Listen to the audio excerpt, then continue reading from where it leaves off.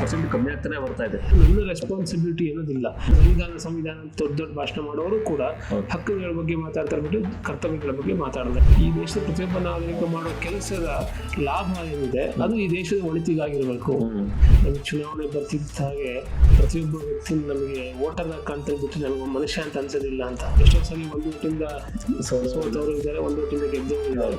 ಕಾಲೇಜಿನವರೆಲ್ಲ educateds ಅಲ್ಲ, ಓದಿ ಬಂದವರೆಲ್ಲ ವಿದ್ಯಾವಂತರಾದ ಸಿಟಿಲಿ ಒಂದು ಓಟು ಹಳ್ಳಿಲಿ ಒಂದು ಓಟು ಇಟ್ಕೊಂಡಿರೋರು ಇವತ್ತು ತುಂಬಾ ಜನ ಇದ್ದಾರೆ. ನೋಟ ಅಂದ್ರೆ ಯಾರಾದ್ರೂ ಓದ್ತಾ ಇದ್ರೆ ಅನ್ಕೊಂಡಿದ್ರೆ ಓದ್ಬೇಕು ಅಂತ, ಅದ್ರ ಅರ್ಥ ಅವರು ಪಾರ್ಟಿಸಿಪೇಟ್ ಮಾಡಿಲ್ಲ ಅಂತ. ನಮಸ್ಕಾರ ವೀಕ್ಷಕರೇ, ಈಗಾಗಲೇ ಲೋಕಸಭಾ ಚುನಾವಣೆ ಕಾವು ರಾಜ್ಯಾದ್ಯಂತ ಜೋರಾಗ್ತಾ ಇದೆ. ಅದು ಈಗಾಗಲೇ ಪಕ್ಷಗಳು ಕೂಡ ಸಜ್ಜಾಗಿ ನಿಂತಿರುವಂಥದ್ದು, ಈಗಾಗಲೇ ನಾಮಪತ್ರ ಸಲ್ಲಿಕೆ ಕೂಡ ಆಗ್ತಾ ಇದೆ. ಆದರೆ ಇಲ್ಲಿ ಪ್ರಮುಖವಾಗಿ ಮತದಾರರು ಏನು ಮಾಡ್ತಾರೆ, ಪ್ರಮುಖವಾಗಿ ಯಾರೇ ನಾಮಿನೇಷನ್ ಫೈಲ್ ಮಾಡಲಿ, ಯಾರೇ ಅಧಿಕಾರಕ್ಕೆ ಬರಲಿ, ಅದಕ್ಕೆ ಪ್ರಮುಖ ಕಾರಣ ಮತದಾರ. ಅದರಲ್ಲಿ ಮತದಾನ ಕಮ್ಮಿ ಆಗ್ತಾ ಬರ್ತಾ ಇದೆ. ಅದಕ್ಕೆ ಕಾರಣಗಳೇನು, ಅದ್ರ ಬಗ್ಗೆ ಸಂಕ್ಷಿಪ್ತವಾಗಿ ಮಾತಾಡ್ತಾ ಹೋಗೋಣ ಇರ್ತದೆ.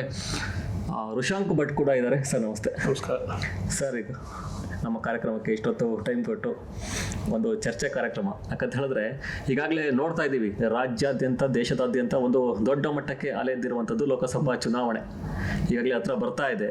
ಈಗಾಗಲೇ ಅಭ್ಯರ್ಥಿಗಳು ಕಣದಲ್ಲಿದ್ದಾರೆ, ಒಂದು ರಣಕಣ ಅಂತಲೇ ಹೇಳ್ಬೋದು. ಅದರಲ್ಲಿ ಪ್ರಮುಖವಾಗಿ ನಮ್ಮ ಜನರು ನಿರ್ಲಕ್ಷ್ಯ ತೋರ್ತಾ ಇದ್ದಾರೆ ಮತದಾನಕ್ಕೆ. ಪ್ರಮುಖ ಕಾರಣ ಏನಾಗಿರ್ಬೋದು ಸರ್ ಅದು? ಮತದಾನ ನಿರ್ಲಕ್ಷ್ಯ ಅಂದರೆ ಒಂದು 7%, ಉದಾಹರಣೆಗೆ ಒಂದು 30-35% ಯಾವಾಗಲೂ ಮಾಡಲ್ಲ ಅನ್ನೋ ಥರ ಇರುತ್ತೆ. ಈಗ ನೋಡಿ, ನಾವು ಕೆಲವು ಸತ್ಯಗಳು ಬಹಳ ಕಹಿ ಅಂತ ಲೆಕ್ಕ. ಈಗ ಅಂಥದ್ದು ಯಾವ ಸತ್ಯ ಅಂದರೆ, ನಮ್ಮ ದೇಶದ ಜನರಿಗೆ ಡೆಮೋಕ್ರಸಿ ಅಥವಾ ಪ್ರಜಾಪ್ರಭುತ್ವ ಅಂದರೆ ಏನಂತ ಅರ್ಥ ಆಗಿಲ್ಲ ಇನ್ನಿವರೆಗೂ. ಸತ್ಯ ಅದು. ಈಗ ನಾವು ತುಂಬ ಫ್ಯಾಂಟಸಿ ಥರ ಪ್ರಜಾಪ್ರಭುತ್ವ ದೇಶ ಅಂತೆಲ್ಲ ಕಡೆ ಭಾಷಣ ಮಾಡ್ತಾರೆ, ಪ್ರಜಾಪ್ರಭುತ್ವದ ರಕ್ಷಣೆ ಆಗಬೇಕು ಅಂತ ಹೇಳ್ತಾರೆ. ಅಂದರೆ ವೋಟ್ ಮಾಡೋದು ಒಂದೇ ಪ್ರಜಾಪ್ರಭುತ್ವ ಅಂತ ಒಂದು ಅನ್ಕೊಂಡ್ಬಿಟ್ಟಿದ್ದಾರೆ. ಅಂದರೆ ಬಹುಪಾಲು ಜನ, ಅಂದರೆ ಇದನ್ನ ಜನರು ತಪ್ಪಂತ ಹೇಳಲ್ಲ, ಯಾಕೆಂದ್ರೆ ನಮಗೆ ಈ ಡೆಮೋಕ್ರಸಿ ಅನ್ನೋದು ಬಂದು 75 ವರ್ಷ ಅಷ್ಟೇ ಆಗಿರೋದು. ತೀರಾ ಹಳೆಯದಲ್ಲ ನಮಗೆ. ನಾವು ಲಕ್ಷಾಂತರ ವರ್ಷಗಳ ಕಾಲ ರಾಜರ ಆಳ್ವಿಕೆಯಲ್ಲಿ ಇದ್ದಂಥವ್ರು ಈ ಒಂದು 75 ವರ್ಷದಿಂದ ಇನ್ನೂ ಬೇಬಿ ಅಂತ ಹೇಳ್ಬೋದು. ಸೊ ಜನರಿಗೆ ಡೆಮೋಕ್ರಸಿ ಅಂದ್ರೆ ಏನಂತ ಇನ್ನೂ ಅರ್ಥ ಆಗಿಲ್ಲ. ಸೊ ಯಾವಾಗ ಜನರಿಗೆ ಇದು ಅರ್ಥವಾಗಿಲ್ವೋ ಅವರಿಗೆ ಅದರ ಅವೇರ್ನೆಸ್ ಕೂಡ ಮಾಡಬೇಕಾಗತ್ತೆ. ಈಗ ನಾವು ಯಾವುದೋ ಒಂದು ರಾಜಕೀಯ ಪಕ್ಷ, ಈ ಉದಾಹರಣೆಗೆ ಕೇಂದ್ರದಲ್ಲಿ ಮೋದಿ ಸರ್ಕಾರ ಇದೆ, ನಾವೇನ್ ಮಾಡಿದೀವಿ ಅಂತ ಅವರೆಲ್ಲ ಕಡೆ ಅಡ್ವರ್ಟೈಸ್ಮೆಂಟ್ ಕೊಡಬೇಕು, ಭಾಷಣ ಮಾಡಬೇಕು, ಪದೇ ಹೇಳಬೇಕು, ಯಾಕಂದ್ರೆ ಜನರಿಗೆ ಕಿವಿಗೆ ಬೀಳಬೇಕು ಅಂತ. ಅದೇ ತರ ಕಾಂಗ್ರೆಸ್ ಏನ್ ಮಾಡುತ್ತೆ, ಈಗ ಮೋದಿ ಸರ್ಕಾರದಲ್ಲಿ ಏನ್ ಸರಿ ಇಲ್ಲ ಅಂತ ಅವ್ರಿಗೆ ಅನ್ಸುತ್ತೆ, ಅದನ್ನ ಪದೇ ಹೇಳ್ತಾರೆ. ಯಾಕೆ ಈ ರಾಜಕೀಯ ಪಕ್ಷಗಳು ಪದೇ ಹೇಳಬೇಕಾಗಿದೆ ಅಂದ್ರೆ, ಜನರು ಪಾರ್ಟಿಸಿಪೇಟೇ ಮಾಡಿಲ್ಲ. 4.5 ವರ್ಷದಲ್ಲಿ ಜನರು ನಮಗೂ ಸರ್ಕಾರಕ್ಕೂ ಸಂಬಂಧ ಇಲ್ಲ ಅಂತ ಅನ್ಕೊಂಡಿದ್ದಾರೆ. ಹಾಗೆ ಅನ್ಕೊಂಡಿದ್ದ ಕಾರಣಕ್ಕೆ ಇವ್ರು ಪದೇ ಹೇಳ್ಬೇಕು. ಈಗ ಎಷ್ಟೋ ಜನ ನಮ್ಮಲ್ಲಿ ಹೇಳ್ತಾರೆ, ನಾನು ಯಾವ ರಾಜಕೀಯ ಪಕ್ಷ, ನಂದು ಯಾವುದೇ ರಾಜಕೀಯ ನಿಲುವಿಲ್ಲ ಅಂತ ಹೇಳ್ತಾರೆ. ತುಂಬಾ ಜನ ನೀವು ಕೇಳಿರ್ಬೋದು ಹೇಳೋದನ್ನ. ಈಗ ನಾವು ನಮ್ದು ಡೆಮೋಕ್ರಸಿ, ನಮ್ಮ ಆಡಳಿತವನ್ನ ನಾವು ನಡೆಸ್ತೀವಿ, ಈ ದೇಶದ ಚುಕ್ಕಾಣಿಯನ್ನ ನಾವು ಜನರೇ ಹಿಡಿತೀವಿ ಅಂತ ಹೇಳಿದ್ಮೇಲೆ ನನಗೊಂದು ರಾಜಕೀಯ ನಿಲುವಿಲ್ಲ ಅಂತ ಹೇಳ್ತಿದ್ದಾನೆ ಒಬ್ಬ ಅಂದ್ರೆ ಅವನಿಗೆ ಡೆಮೋಕ್ರಸಿ ಗೊತ್ತಿಲ್ಲ ಅಂತ. ಈಗ ಒಬ್ಬ ರಾಜಪ್ರಭುತ್ವದಲ್ಲಿದ್ರೆ, ಈಗ ಉದಾಹರಣೆಗೆ ಇಲ್ಲಿ ಮೈಸೂರು, ಇಲ್ಲಿ ಯಾವುದೋ ಒಂದು ರಾಜರ ಆಳ್ವಿಕೆ ಇದೆ ಕರ್ನಾಟಕದಲ್ಲಿ ಅಂತ ಇಟ್ಕೊಳ್ಳೋಣ, ಅಥವಾ ನಮ್ಮ ದೇಶದಲ್ಲಿ ರಾಜರ ಆಳ್ವಿಕೆ ಇದೆ. ಅವಾಗ ಒಬ್ಬ ಹೇಳ್ಬೋದು ನನಗೆ ಯಾವುದೇ ರಾಜಕೀಯ ನಿಲುವಿಲ್ಲ, ರಾಜರು ಹೆಂಗೆ ಹೇಳ್ತಾರೋ ಹಂಗೆ ಅಂತ ಹೇಳ್ಬೋದು. ಆದ್ರೆ ಒಬ್ಬ ಜನ, ಒಂದು ಮತದಾರ, ಎವ್ರಿ ಇಂಡಿವಿಜುವಲ್, ಅವನು ಬಡವ ಶ್ರೀಮಂತ ಮಧ್ಯಮ ವರ್ಗ ಏನೇ ಇರಲಿ, ಗಂಡು ಹೆಣ್ಣು ಯಾರು ಬೇಕಾದ್ರೂ ಇರಲಿ, ಅವರು ನನಗೆ ರಾಜಕೀಯ ನಿಲುವಿಲ್ಲ ಅಂತ ಹೇಳ್ತಾರೆ ಅಂದ್ರೆ ಅವ್ರು ಹಾಗಾದ್ರೆ ಯಾವ ಆಧಾರದಲ್ಲಿ ವೋಟ್ ಮಾಡ್ತಾ ಇದ್ದಾರೆ? ನೀವು ಕೇಳಿದೆ ವೋಟಿಂಗ್ ಪರ್ಸೆಂಟೇಜ್ ಯಾಕೆ ಕಡಿಮೆ ಆಗ್ತಿದೆ ಅಂದ್ರೆ ವರ್ಷ ವೋಟಿಂಗ್ ಪರ್ಸೆಂಟ್ ಕಮ್ಮಿ ಆಗ್ತಾನೆ ಬರ್ತಾ ಇದೆ. ಅಂದ್ರೆ ಅವರಿಗೆ ಈ ದೇಶ ನಡೆಸೋದು ನನ್ನ ರೆಸ್ಪಾನ್ಸಿಬಿಲಿಟಿ ಅನ್ನೋದಿಲ್ಲ. ಈಗ ಒಂದು ಮನೇಲಿ ಒಂದು 5 ಜನ ಇದ್ರೆ, ಯಾರು 4 ಜನ ತುಂಬಾ ಕೆಲಸ ಮಾಡ್ತಿರ್ತಾರೆ, ಒಬ್ಬ ಸರಿಯಾಗಿ ಕೆಲಸ ಮಾಡಿದ್ರೆ ಬೈತಾರೆ, ಏನೋ ಸೋಮವಾರ ನೀ ಕೆಲಸ ಮಾಡಲ್ಲ ಅಂತ. ಯಾಕಂದ್ರೆ ಅವನಿಗೆ ಈ ಮನೆ ನಾನು ನಡೆಸಬೇಕು ಅನ್ನೋ ರೆಸ್ಪಾನ್ಸಿಬಿಲಿಟಿ ನಾನು ತಗೊಂಡಿರಲ್ಲ.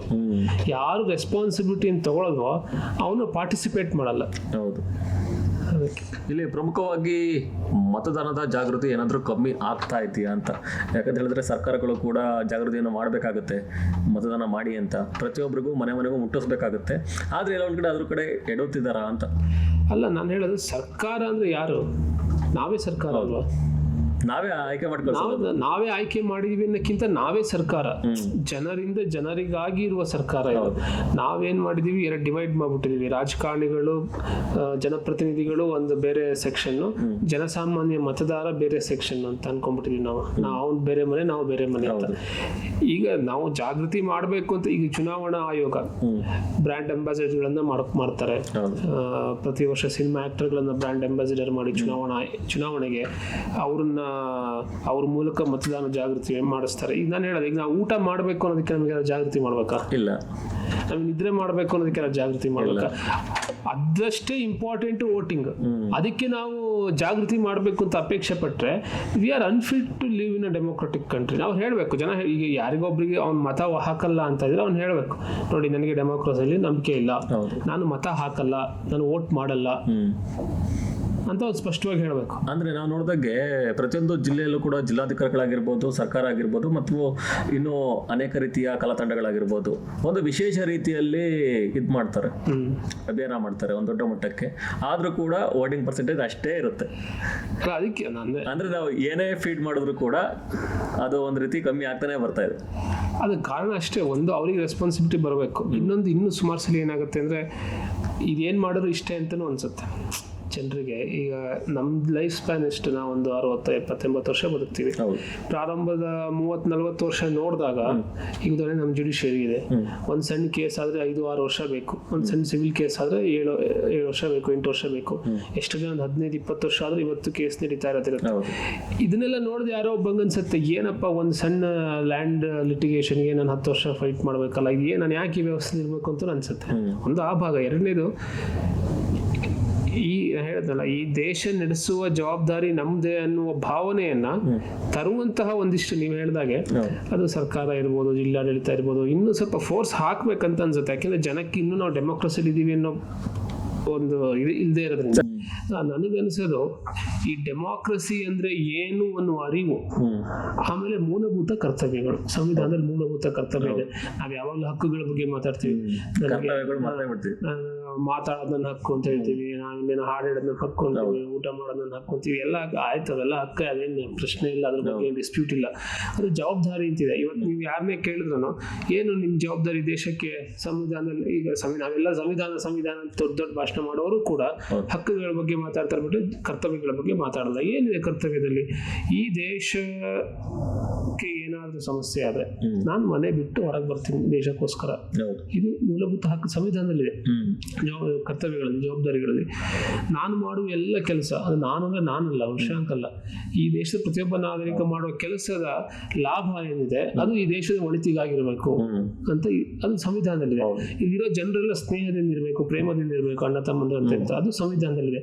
ಈ ಮೂಲಭೂತ ಕರ್ತವ್ಯಗಳ ಅರಿವನ್ನ ಜನರಿಗೆ ಮೂಡಿಸಿದ್ರೆ ಬಹುಶಃ ಆಗ ಅವರು ವೋಟ್ ಹಾಕಕ್ಕೆ ಮುಂದೆ ಬರ್ತಾರೆ. ಅಂದ್ರೆ ಒಂದ್ ರೀತಿ ಆ ಒಂದು ಮತದಾನ ಎಷ್ಟು ಪ್ರಭಾವ ಬೀರುತ್ತೆ ಒಬ್ಬ ವ್ಯಕ್ತಿ ಮೇಲೆ ಅಥವಾ ರಾಜಕಾರಣಿ ಮೇಲೆ, ಒಂದು ಸರ್ಕಾರದ ಮೇಲೆ, ಅದು ಎಲ್ರಿಗೂ ಕೂಡ ಜಾಗೃತಿ ಮೂಡಿಸ್ಬೇಕು. ಯಾಕಂತ ಹೇಳಿದ್ರೆ ಒಂದೇ ಹೋಟೆಲ್ ಸೋಲೋರು ಇರ್ತಾರೆ, ಒಂದೇ ಸೀಟಲ್ಲಿ ಅಧಿಕಾರ ಕಳ್ಕೊಳ್ಳೋರು. ಒಂದ್ಸಲಿ ಅನಂತಕುಮಾರ್ ಅವರು ಎಲ್ಲೋ ಹೇಳಿದ್ರಂತೆ, ನಮಗೆ ಚುನಾವಣೆ ಬರ್ತಿದ್ದ ಹಾಗೆ ಪ್ರತಿಯೊಬ್ಬ ವ್ಯಕ್ತಿ ನಮಗೆ ವೋಟರ್ ಕಾಣ್ತಾನೆ ಬಿಟ್ಟರೆ ನಮಗೆ ಮನುಷ್ಯ ಅಂತ ಅನ್ಸೋದಿಲ್ಲ ಅಂತ.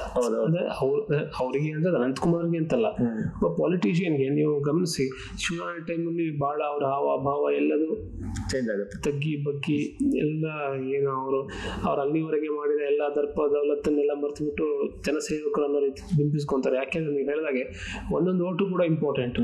ಎಷ್ಟೋ ಸಲ ಒಂದು ಓಟಿಂದ ಸೋತವರು ಇದ್ದಾರೆ, ಒಂದು ಓಟಿಂದ ಗೆದ್ದವರು ಇದ್ದಾರೆ. ಹಾಗೆ ಪ್ರತಿ ಓಟು ಕೂಡ ಇಂಪಾರ್ಟೆಂಟ್. ಅಂದ್ರೆ ಯಾರ್ದೋ ಸೋಲು ಗೆಲುವು ಅನ್ನೋದಕ್ಕಿಂತ ಮುಖ್ಯವಾಗಿ ನನ್ನ ಹಕ್ಕನ್ನು ಚಲಾಯಿಸಬೇಕು ಅನ್ನೋದು ಹಕ್ಕು ಅಲ್ಲ, ನಾ ಕರ್ತವ್ಯ ಅಂತಾನೆ ಹೇಳ್ತೀನಿ. ಹಕ್ಕು ಅಂತ ಬಂದಾಗ ನಮ್ಮ ಯಾಕಂದ್ರೆ ಮಾಡ್ತೀನಿ ಬಿಟ್ರೆ ಬಿಡ್ತೀನಿ ಅಂತ ಆಗುತ್ತೆ. ಈಗ ಅದು ಕರ್ತವ್ಯ ಆದ್ರೆ ಮಾತ್ರ ಅವ್ನಿಗೆ ಕಂಪಲ್ಷನ್ ಬರುತ್ತೆ, ನಾನು ಮಾಡ್ಲೇಬೇಕು ಅಂತ.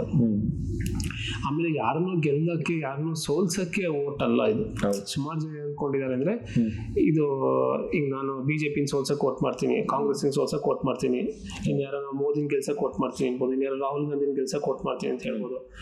ಇದು ಯಾರನ್ನು ಗೆಲ್ಸಕ್ಕೆ ಸೋಲ್ಸಕ್ಕೆ ಅಲ್ಲ ಎಲೆಕ್ಷನ್ ಇರೋದು, ಇದಿರೋದು ದೇಶ ನಡೆಸೋದಿಕ್ಕೆ. ಅಂದ್ರೆ ಸುಮಾರು ಜನ ಅನ್ಕೊಂಡ್ಬಿಟ್ಟಿದ್ದಾರೆ ಅಂದ್ರೆ ಎಲೆಕ್ಷನ್ ಸೋಲು ಗೆಲುವು ಅಂತ. ಇದು ಪಕ್ಷಗಳ ಸೋಲು ಗೆಲುವಲ್ಲ, ಇದು ದೇಶದ ಸೋಲು ಗೆಲುವು. ಇದು ಈಗ ಒಂದು ದೇಶ ಹೇಗಿರ್ಬೇಕಂತ ನಮಗೆ ಕಲ್ಪನೆ. ಅಂದ್ರೆ ಒಂದ್ ರೀತಿ ಜನಸಾಮಾನ್ಯರ ಸೋಲು ಗೆಲುವು ಕೂಡ ಅದೇ ಆಗಿರುತ್ತೆ. ಡೆಫಿನೆಟ್ಲಿ. ಈಗ ದೇಶ ಸೋತ್ರೆ, ಈಗ ಒಂದೇ ಮಾತರಂ ಅಲ್ಲಿ ನಮ್ಮ ರಾಷ್ಟ್ರ ನ್ಯಾಷನಲ್ ಸಾಂಗ್ ಏನಿದೆ ಅದರಲ್ಲಿ ಕೋಟಿ ಕೋಟಿ ಕಂಠ ಕಲಕಲ ನಿನಾದ ಕರಾಲೆ ಅಂತ ಬರುತ್ತೆ. ಅಂದ್ರೆ ಈ ಭಾರತ ಮಾತೆ ಯಾರು ಅಂತಂದ್ರೆ, ನಾವು ಭಾರತ ಮಾತಕ್ಕೆ ಜೈ ಅಂತೀವಲ್ಲ, ಭಾರತ ಮಾತೆ ಯಾರು ಅಂದ್ರೆ ಅವಳಿಗೆ ಕೋಟಿ ಕೋಟಿ ಕಂಠದಿಂದ ಕಲಕಲ ಅಂತ ನಿನಾದವನ್ನ ಮಾಡ್ತಿದ್ದಾಳೆ ಅಂತ ಹೇಳ್ತಾರೆ ಅವರು. ಈ ಕೋಟಿ ಕೋಟಿ ಕಂಠ ಅಂದ್ರೆ ಯಾರು? ನಾವೇ, ಜನರೇ. ಈಗ ನಾವು ಸಂತೋಷವಾಗಿದ್ರೆ ಭಾರತ ಮಾತೆ ಸಂತೋಷವಾಗಿದ್ದಾಳೆ, ದೇಶ ಸಂತೋಷವಾಗಿದೆ. ನಾವು ದುಃಖದಲ್ಲಿದ್ರೆ ದೇಶ ದುಃಖದಲ್ಲಿದೆ. ನಾವು ಸೋತೆ ದೇಶ ಸೋತಂಗೆ. ಉದಾಹರಣೆಗೆ ನಮ್ಮ ಪ್ರತಿನಿಧಿಗಳು ಯಾವ್ದಾದ್ರು ಸ್ಪೋರ್ಟ್ಸ್ಗೆಲ್ಲ ಹೋದಾಗ ಸೋತ್ರೆ, ಅಲ್ಲಿ ಹೊರಗಡೆ ಹೋದಾಗ ಕ್ರಿಕೆಟ್, ಅದು ದೇಶ ಸೋಲ್ತು ಅನ್ನೋ ಭಾವ ನಮಗೆ ಬರುತ್ತೆ. They are representing Bharat. But ಸೋತವ್ರು ಯಾರು? ಮನುಷ್ಯರು. ಸೊ ಮನುಷ್ಯರು ಸೋತ ದೇಶ ಸೋಲ್ತು. ಅದೇ ತರ ಚುನಾವಣೆಯಲ್ಲೂ ನಾವು ಸರಿಯಾದ ದೇಶಕ್ಕೆ ಹಿತವಾದವರನ್ನ ಆರಿಸದೆ ಹೋದರೆ ದೇಶ ಸೋಲುತ್ತೆ. ಅದರಂತೆ ನಾವು ಸೋತ್ವಿ ಅಂತ. ಅಂದ್ರೆ ಇಲ್ಲಿ ಇನ್ನೊಂದು ನಾವು ಗಮನಿಸ್ಬೇಕು ಸರ್, ಇಲ್ಲಿ ಎಜುಕೇಟೆಡ್ಗಳಂತ ಹೇಳಿದ್ದಾರೆ. ಒಂದಿನ ರಜೆ ಸಿಗುತ್ತೆ, ಎಲೆಕ್ಷನ್ 2 ದಿನ ರಜೆ ಸಿಗುತ್ತೆ, ಇನ್ನೊಂದ್ 2 ದಿನ ರಜೆ ಹಾಕೊಂಡ್ಬಿಟ್ಟು ಒಳ್ಳೆ ಟ್ರಿಪ್ ಮಾಡ್ಕೊಂಡ್ ಬರ್ಬೋದು ಅನ್ನೋ ಕಾನ್ಸೆಪ್ಟ್ ಅಲ್ಲಿ ಕೂಡ ಇಲ್ಲಿನ ಜನರಿದ್ದಾರೆ. ಅಂದ್ರೆ ನಾಗರಿಕರು, ಅದು ನಗರದಲ್ಲಿರೋರು, ಹಳ್ಳಿ ಕಡೆ ವೋಟಿಂಗ್ ಆಗ್ತಿದೆ ಚೆನ್ನಾಗಿ, ಆದ್ರೆ ನಗರ ಪ್ರದೇಶದಲ್ಲೇ ಚೆನ್ನಾಗಿ ಓದಿರೋರು, ತಿಳ್ಕೊಂಡಿರೋರು ಅವರೇ ವೋಟ್ ಆಗ್ತಾ ಇಲ್ಲ. ಅಲ್ಲ, ನೀವು ಈ ಡಿಗ್ರಿ ಮಾಡಿದವ್ರನ್ನ ಎಜುಕೇಟೆಡ್ ಅಂತ ಹೇಳ್ತೀರಾ ಅನ್ಸುತ್ತೆ. ನಾನು ಅವ್ರನ್ನ ಅಕ್ಷರಸ್ಥರು ಅಂತ ಮಾತ್ರ ಹೇಳ್ತೀನಿ. ಎಜುಕೇಶನ್ ಕಾಲೇಜ್ ಓದೋರೆಲ್ಲ ಎಜುಕೇಟೆಡ್ಸ್ ಅಲ್ಲ, ಅವರೆಲ್ಲ ಅಕ್ಷರಸ್ಥರು. ಅವ್ರಿಗೆ ಓದಕ್ಕೆ ಬರುತ್ತೆ, ಬರೆಯಕ್ಕೆ ಬರುತ್ತೆ. ಈಗ ಓದು ಬಂದವರೆಲ್ಲ ವಿದ್ಯಾವಂತರಾದ. ವಿದ್ಯೆ ಅಂದ್ರೆ ಬಹಳ ದೊಡ್ಡ ವಿಷಯ. ಓದು ಬರಹ ಬಂದವರೆಲ್ಲ ವಿದ್ಯಾವಂತರಾದ್ರೆ ಕ್ರೈಮ್ಗಳೇ ನಡಿಬಾರ್ದು. ಈಗ ಹೆಚ್ಚು ಕಡಿಮೆ ಎಲ್ಲರೂ ಕೂಡ ಈಗ 7th ಮುಗಿಸಿರ್ತಾರೆ, ಈಗ SSLC ಮುಗಿಸ್ತಾರೆ. ಯಾಕಂದ್ರೆ ಸರ್ಕಾರದ ಕಡ್ಡಾಯ ಶಿಕ್ಷಣ ಇದೆ. ಸೊ ಓದಿದ ತಕ್ಷಣ ಏನೆಲ್ಲ ವಿದ್ಯಾವಂತರನ್ನ ಆಗಲ್ಲ.